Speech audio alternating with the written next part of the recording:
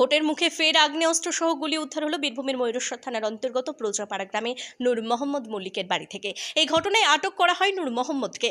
আর আজ অর্থাৎ রবিবার ওই অভিযুক্ত ব্যক্তিকে মেডিকেল চেকআপের পর পাঠানো হলো রামপুরহাট আদালতে।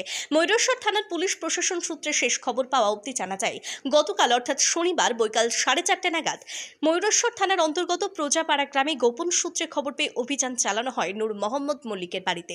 আর তার বাড়ি থেকে উদ্ধার হয় 7mm পিস্তল, 7 রাউন্ড গুলি। আর এই অভিযোগে নূর মোহাম্মদকে আটক করার পর আজ মেডিকেল চেকআপের পর পাঠানো হলো রামপুরহাট আদালতে।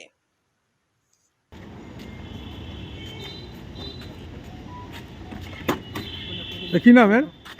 নূর মোহাম্মদ মল্লিক। হ্যাঁ, কোথায় বাড়ি? কোথায়? প্রজাপাড়া। প্রজাপাড়া। তোমার কাছ থেকে আর্মস পাওয়া গেছে না? হ্যাঁ।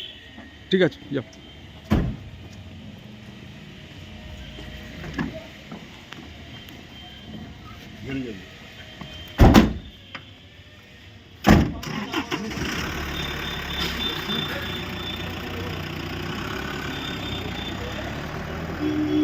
ব্যুরো রিপোর্ট, পিবি বার্তা।